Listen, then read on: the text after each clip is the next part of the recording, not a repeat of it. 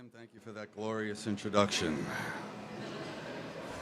Thanks for joining us. I'm Rob Free, President of Long Island Railroad, here with MTA Chief Customer Officer Shanifa Riera and John McCarthy.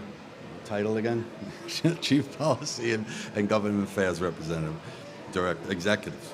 I wish we were here to talk about all the positive things happening here at the Long Island Railroad, but unfortunately, we're here to discuss a looming strike, but it's our job to keep our riders informed. Due to the unprecedented actions taken by the National Mediation Board, whose mandate is to minimize work stoppages in the railroad industry, have decided otherwise and to expedite it. Now, it's important to look at that in the broader context of what actually took place. What message does that send for future negotiations? Come to the mediation board, give a proposal, sit on your hands, don't negotiate, and ask to be released, and you are giving that right and to go on strike. Think about the chaos that could ensue from that action. And that's why pattern bargaining and the mediation process are so important to provide stability and continuity, not only in the railroad industry, but the public sector realm as well. And in addition, five unions have either conducted or are in the process for conducting a strike vote. In light of all this, we are bracing for a strike that will halt Long Island Railroad service for over 270,000 daily riders. The work stoppage could start as soon as 12:01 a.m. on Thursday, September 18th. We have attempted to negotiate in good faith with these five remaining labor organizations. A fair offer has been made and accepted by the majority of all the other represented employees at the Long Island Railroad, including the largest union, SMART, and 4 others. And these unions represent conductors, cleaners, mechanics, supervisors, a broad spectrum of our entire workforce. This is in addition to hundreds of thousands of other MTA workers, New York State, and New York City public employees as well. This offer consists of a 9.5% wage increase over 3 years. But instead, these 5 labor organizations, who are amongst the highest paid in the nation, want 6.5% more than everyone else, without any concessions, including outdated work rules that significantly inflate salaries. These work rules not only increase salaries considerably by providing multiple days' pay in 1 day of work, just by doing the work that they're trained and qualified on, and that they own the work already, it's their work. But they also create inefficiencies in scheduling our workforce. I can't begin to tell you how many resources and hours are spent trying to work around and mitigate the impacts of these expensive work rules just to provide service every single day. It's also important to note that we're just not looking to take these work rules. We're offering for them to be compensated at fair value for these work rules. This way, all members of the labor organization can be compensated, not just a portion of their workforce. Who will pay for this added increase? The riders and taxpayers of New York will bear the burden. I'm also trying to understand how one of these unions just over a month ago went on strike at New Jersey Transit, and in order to settle that contract, gave concessions. But here at the MTA, that's not an option. What do we deserve for that honor? Is it that much more expensive on this side of the river than it is on the other side? A river that their employees actually cross to work every single day. We hear the rationale for this precipitous increase is due to inflation and cost of living. But does having people miss work and not get paid help that? And is it fair to inconvenience the hundreds of thousands of Long Island Railroad riders by going on strike, who ultimately pay the price for this strike? This will not only impact Long Island Railroad riders, but the region as a whole in terms of traffic, economic activity, and quality of life. I am hopeful that we can get everyone back to the table and avoid a strike. The MTA has accepted an offer for binding arbitration, but unfortunately, the unions all have refused. And we need to take that seriously for the sake of our riders. But let me be clear. Make no mistake, we value and appreciate the work performed by our incredible workforce. As I say all the time, the miracle that they perform every single day. And we want to compensate them fairly, as we have done so with over half the represented workforce at the Long Island Railroad already. However, in the event of a strike, we're encouraging all those who can work from home to do so. But we know that it's not possible for everyone. So we've come up with a contingency plan that's going to attempt to provide service for essential workers living in Queens, Nassau, and Suffolk counties. I'll turn it over to Shanifa to provide some of the details of that plan. Good afternoon, everyone, and thank you, Rob. Like you said, none of us want to be here today to talk about a strike because none of us want a strike to take place. But as Rob said, we have to prepare for the worst, which is why we are rolling out a plan for limited shuttle bus service coming from points east to subway connections in Queens. I'll repeat, limited bus service. We couldn't possibly replace the full service that LIRR runs every day, as Rob mentioned, but we are trying our best to accommodate those essential workers in an effort to not leave anyone stranded. Our shuttle buses will run every 10 minutes during the weekday peak hours from 3 Long Island Railroad stations, and that will be from Belmore, Hicksville, and Ronkonkoma. We will have tons of customer ambassadors on hand to help our customers navigate these changes. Riders in Nassau County should also consider using NICE buses to connect with the 7 train at Flushing Main Street or travel to Jamaica Bus Terminal, which is a short walk to the F train at 169th Street. For those who wish to drive and be dropped off elsewhere, we recommend you using the following subway station: Woodhaven Boulevard on the J, Aqueduct North Conduit Avenue on the A, Ozone Park Lefferts Boulevard on the A, Grand Avenue on the A, Far Rockaway Mott Avenue on the A, Sheepshead Bay using the B and Q train lines. Pending board approval, we're going to issue prorated refunds to September monthly ticket holders for any business day that service was suspended by this strike. So stay tuned to all of our MTA channels for the latest and most updated information. That includes our website, our special page dedicated to the strike. Of course, calling our 511 call center. Train Time app will have an active banner because most of our riders, that is where they will get more information. Social media, and the tons and tons of digital screens throughout the network. So with that, I will turn it back over to Rob for any questions. All right, we got some questions here. Let's start with Kevin Vesey, News 12. He has come in from the island. Kevin. Thank you very much. So just a question about the shuttle buses. You mentioned the 3 Long Island stations they're going to be leaving from. Where are they going to be going to?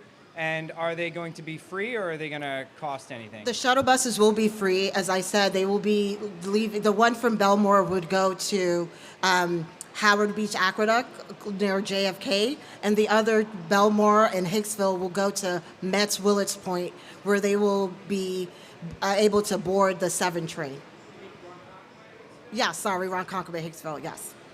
All right, let's go down to Alfonso Castillo, also representing Long Island today for Newsday TV. Alfonso. Hi, a couple questions, one about the plan and one about negotiations. Regarding the plan, are there any discussions about lifting parking restrictions at the stations where the buses will be serving? So those are, as you mentioned, and Rob has mentioned, we are talking to a whole bunch of stakeholders and interested parties to ensure that those essential workers who do need to come in to the city have the availability. So as that becomes available, that information will be posted on our website, but we are strongly encouraging those, if you can work from home, so we ask that you do so. Okay, and then regarding negotiations, I know this would be for Rob or... Do so. Okay, and then regarding negotiations, I know this would be for Rob or John. But this notion that we're hearing from you, from the governor, from Jano, that the release from mediation was premature, what's that based on? They were in mediation for more than a year. Mediators say that they determined that they weren't making progress. So why was it wrong to release her from mediation after negotiations that lasted for more than a year? Would you have them stay there indefinitely for mediation after negotiations that lasted for more than a year? Would you have them stay there indefinitely for many more years? Well, if you look at historically at the mediation process, it takes much longer, right? And as I mentioned, when you say negotiations, I'm not aware of negotiations. The last offer that we had seen from the labor organizations, those 5 labor organizations, was a year ago. As a matter of fact, probably to this day or yesterday, a year ago. So I wouldn't necessarily call that negotiating, and I don't know if by releasing them for a lack of negotiating is the right thing to do. I think there was a mistake made, and we're going to, and the riders are going to pay a price for that. So I wouldn't necessarily call that negotiating. It's giving your offer and saying, take it or leave it, that's it, and release us so we can go on strike. All right, let's go to Stephanus Chen right here from the New York Times. Hey, Rob, how you doing? Yesterday, Governor Hochul had mentioned that, reiterating what you've just said about the mistake that the federal government made in releasing them, and then the question of whether she will seek their intervention with an emergency board. She didn't answer that question, but is there any other mechanism by which the MTA or the state can hold off or prevent this besides reaching out to the Trump administration? Well, I'd refer you to the Railway Labor Act, right? There's several entities that could request a presidential emergency board. The labor organizations, the MTA, or the governor, or even the president can in fact do so as well. We heard Secretary Duffy here saying that they would like to see things run smoothly, so would we. So they have the ability to step in and make sure that there's not a work stoppage. And again, you know, we're reviewing our options, but you know, it takes multiple parties to negotiate, and we haven't seen that as of yet. All right, let's go to Keith Feldman from WNBC right after John J. McCarthy. Stephanus, just to jump in on your question, you're asking what else can be done. Okay, today, September 11th, we have another week. What can be done is these unions can come to the table, sit down, and negotiate. There's a deal on the table, a good deal. It's a deal that a lot of the people who rely on the railroad have. Cops, firefighters, our transit workers at New York City Transit who use the railroad, the other railroads employees. So there's a deal on the table. You want to do something, come and negotiate. We're ready, okay? All right, Keith Feldman from WNBC.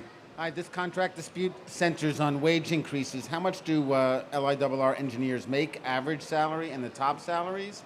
And also, has the union changed any of their positions on demands during negotiation? I keep hearing negotiations. We haven't seen any negotiating. Locomotive engineers make over $49 an hour currently. The average salary is over $160,000 a year. And as you've seen, the top earner has made over $353,000, with several others making over $300,000. And a lot of that is a result of these antiquated work rules that enable these employees to make multiple days' pay within one day. So their stance is not only do they want this higher wage increase, they want to maintain these work rules that cost the MTA and the taxpayers significant money. To Nolan Hicks from your Streets blog right there. Nolan? Rob, which of the work rules angers you the most? I don't get angered very easily, but I get extremely frustrated. But this is borderline because what it does to our operation, what it creates. And you've heard us talk about the work rules where you go from an electric train to a diesel train in one day, you earn an extra day's pay. You go into a yard or you have a yard crew that's asked to move a different piece of equipment, they get another day's pay. These are exorbitant work rules and are extremely outdated and go back to when there was multiple different railroads and then there was ownership of work. It was their railroad, so they owned the work. This is work that they're already qualifying, as I mentioned. They own this work already. They're qualified to do it. They do this work in their normal course of business. It's just because on one particular day I'm supposed to do this, now you want me to do that, so I need another day's pay to do that. It's kind of, it may be insulting to other people that work 12 hours a day just on their normal day. Would you be satisfied with would you be satisfied with a contract deal that leaves those work rules in place? I don't think it's responsible for us not to try and get those work rules back. And as I said, wouldn't it be more beneficial as a labor organization to benefit all your members as opposed to just a portion of that members? I think it would be more worthwhile to spread out and help management resources stop trying to mitigate this just so we can run normal service every single day. All right, Samantha, sorry, John? I just want to add one thing to Rob's answer is that it's not only an impact on the dollars bottom line where you have to pay penalties if you have an engineer working on both a diesel and an electric, but it also puts Rob Free and the rest of Long Island Railroad management in a tough spot when it comes to managing the railroad and the ability to put on additional service. So this has an impact on the riders that goes beyond just the dollars. So there may be a train that you want to add, but it will cause this conflict that will incur a penalty, and then we're in the position, do we do that and wind up spending money on a penalty and then get criticism for that, or do we not run that service? It's a tough situation. We'd like to move on from that. All right, let's go to Samantha Liebman from New York One. Sam. I just wanted to know if you also could talk about off-peak service. What are you going to do? Because obviously there's a lot of shift workers who don't work normal bankers' hours. I mean, totally understand those needs and understanding that, this is a 24-hour regional economy. But as I said, this is a limited shuttle service plan, and it is impossible, again, to mirror what Long Island Railroad, provide on a daily basis. So we are doing all that we can, and we will take a look as if the strike does take place and seeing how the shuttle service run. But for now, we're focusing on running service during the AM and PM peak hours. One other, Samantha, on the buses, what we'll do, and first of all, what's the number one thing? We don't want to strike, okay? Secondly, we'll put on the bus service, but we're going to watch that very closely. So in your scenario where there is just a demand that we have to meet on an off-peak time, we'll look to make some changes or make some additions. The same with the peak as far as where people are coming from. So we've already started planning on that to be in the position to make changes as they are needed. But again, we don't want that to happen at all. We don't want to strike, but we have to make these preparations. All right, we now have dozens of news organizations watching the live stream. For those who missed the introductions, that's John J. McCarthy. He's the MTA's Chief of Policy and External Relations. Rob Frees, the President of the Long Island Railroad. And Shanifa Riera is the MTA's Chief Customer Officer. Mary Lynn Buckley right there from 1010 wins 92.3. You got it. When is the next time you plan on meeting with the unions to continue the negotiations? I know you mentioned that a lot of the unions already were on the same page as the MTA, but there were some that have not agreed yet. So when do you plan on meeting with them again? I'm ready to meet with them right now in that room if they'd like to meet. We'll meet with them anytime, any place. As John had said, we do not want to strike. We want to resolve this. There have been 2 meetings with the NMB since they were released, and unfortunately there's still no progress. There's not a movement in any way to accommodate, this higher compensation that they're looking for. But we're here. We're ready to negotiate. We're here to talk, to raise awareness, to show our preparedness, unfortunately, in this compressed time frame. Really, it's amazing the work that's taken place to try and prepare for this unfortunate situation. But we're ready to negotiate at any time, any place. All right, Ramsey Khalife from WNYC and Gothamist. Ramsey. How's it going? How much has the NJ Transit strike really informed the MTA's approach to this upcoming situation? In New Jersey, they had other options like Amtrak, PATH trains. How's the approach been different for you guys? Well, it's informed us, as I said, with confusion as to why they would want to go on strike after what they did at New Jersey Transit and gave up concessions to make that contract finalized. It's a different world that people have to realize as well, is that working from home is now an option where it wasn't back in 2014. And I think that's something that NJT, the BLE&T came to realize, is that people have other options. We don't want to explore those options. We don't want to strike. And we have to do everything we can to prepare for that, and we're doing so. So All right. again, they have to realize they need to come to the table and make concessions just as they did a little over a month ago, if they want that higher increase. Okay, we're going to wrap up the proceedings here with Evan Simcoe Bednarski of the New York Daily News. Evan. Good afternoon, guys. Two questions for you, Rob, kind of related. One, is it my understanding that if the unions were to come to the table and take the pattern, take what's on offer, that work rules would not be an issue? You would allow the work rules to continue if they were to take the pattern as currently offered? That's a hypothetical question. I'd like to see them sit at the table first so we could have those discussions. So I don't want to, hypothesize what could and would happen. Let's sit at the table and let's negotiate is what's supposed to happen. Fair enough. And at the start of your career, you were a union dues paying LIRR employee. There has not been a strike for a few decades. Why is this so intractable now? Why has this come to a head now? Because we have 5 labor organizations that are refusing to accept a pattern bargain that has been negotiated with hundreds of thousands of other employees. They believe they're entitled to a higher wage increase more than anyone else. That's why we're at, and they're not negotiating anything to offset that. We work within a financial package. We have to make sure we contain cost. We need someone else to negotiate with us. That's the major difference, that they're not negotiating, as far as what I've seen as of yet. All right, everybody, thank you so much. Whoa, Nolan Hicks, one last question? Really? Okay, go ahead, Nolan. Question number 3 from Nolan Hicks, everybody. The last time the work rules were an issue, and there was a strike in 1994, Peter Stengel was out of the job by the end of the week. What are the odds the MTA folds? Again, that's a hypothetical question. We need someone to sit down and negotiate. You're talking over 30 years ago, different time, different era, different people.